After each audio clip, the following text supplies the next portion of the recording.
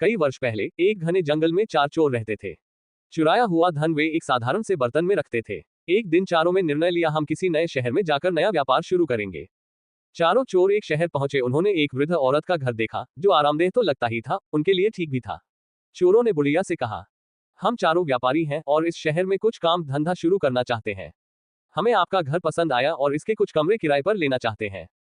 हम जब तक यहाँ रहेंगे आपको अच्छा किराया देते रहेंगे, दूसरा बोला। बुढ़िया बहुत खुश थी और उसने अपने मेहमानों की खूब खातिरदारी की। आप यहाँ जब तक चाहें रह सकते हैं, वह मुस्कुराई। वह प्रसन्न हुई कि उसे अच्छे किराएदार मिल गए हैं। चारों चोर पता लगा चुके थे कि वह बहुत नेक और सच्ची औरत है, जिसे पराई दौलत का लालच नहीं है। इसलिए उन्होंने अपना पैसों ने भरा बर्तन बुढ़िया को संभालने के लिए दे दिया। कृपया इस बर्तन को ध्यान से रखिएगा। एक ही शर्त है, इसे देना तभी जब हम चारों साथ में इसे मांगने आए।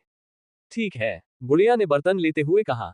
वह अपने घर के पिछवाड़े गई और देखने लगी कि कोई देख तो नहीं रहा।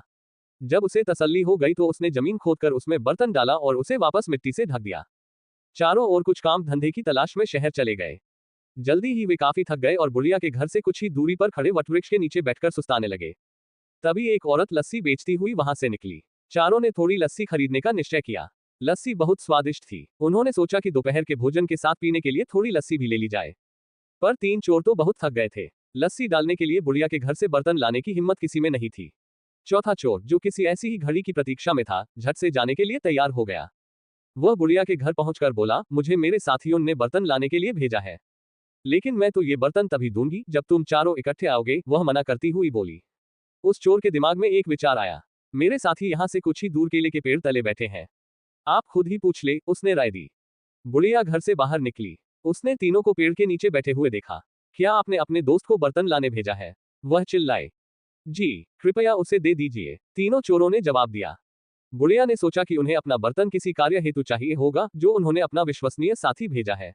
उस चोर को फावड़ा देती हुई वह बोली कि पिछवाड़े से खोदकर बर्तन निकाल ले। इतना कहकर वह अपने घर के कामों में उलझ गई। चोर ने बर्तन निकाला और चुपके से पिछले दरवाजे भाग खड़ा हुआ। इस बीच उसके दोस्त चिंतित हो रहे थे।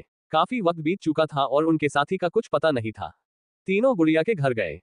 हमने अपना साथी एक बर्तन लाने भेजा था, वह कहाँ है? उन्होंने पूछा। मैंने तो बहुत पहले ही उसे बर्तन खोदने के लिए कुदाली दी थी, उसने आपको बर्तन नहीं दिया। बुढ़िया हैरान थी। तीनों चोर समझ गए कि उनके साथी ने उन्हें धोखा दिया है। हमने आपको कहा था कि बर्तन तभी देना जब हम चारों आपके पास आए, आपने हमारी बात नहीं मानी। हमें लगता कि हमारे साथी ने आपके साथ मिलकर हमारा पैसा हथियाने का षड्यंत्र रचा है। वे बोले, हम कल सुबह राजा के पास जाएंगे। बुढ़िया बहुत दुखी हुई। इस बीच राजा और उसका मंत्री वेश बदलकर अपनी प्रजा की परेशानियां जानने शहर के दौरे पर थे। बुढ़िया को रोता हुआ देखकर वे रुक गए और उसके रोने का कारण पूछने लगे। बुढ़िया के डर के भतीजे रामन ने उन्हें सब मामला बोलकर समझाया। बोला, रमन की बातों से उसके चतुर होने का राजा को पता लगा। ये सुनकर राजा और उसका मंत्री बहुत हैरान हुए। उन्होंने रामन से पूछा कि क्या वह इस मामले का फैसला कर सकता है। रामन ने आत्मविश्वास के साथ सिर हिलाया और कहा कि वह अपना फैसला राजा के दरबार में ही सुनाएगा। अगले दिन महल में दरबार लगा। रामन न्यायाधीश के आसन पर बैठा था। उसने चोरों की कहानी सुनी। तुम्हारी शर्त यही थी ना कि बुढ़िया वह बर्तन तुम्हें तभी दे जब तुम चारों उसे लेने आओ। रामन के प्रश्न पर तीनों ने हामी भर दी। बहुत अच्छा, वह शर्त पूरी करने के लिए तैयार है, पर यहाँ तो तुम सिर्फ 3 हो। जाओ अपना चौथा साथी लेकर आओ जिससे शर्त पूरी की जा सके। रामन ने आदेश दिया।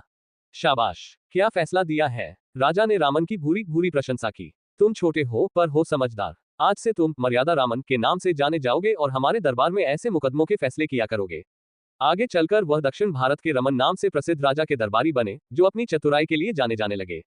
रोज नई कहानियों से जुड़े रहने के लिए कृपया चैनल सब्सक्राइब करें, लाइक करें, शेयर करें। आपका धन्यवाद।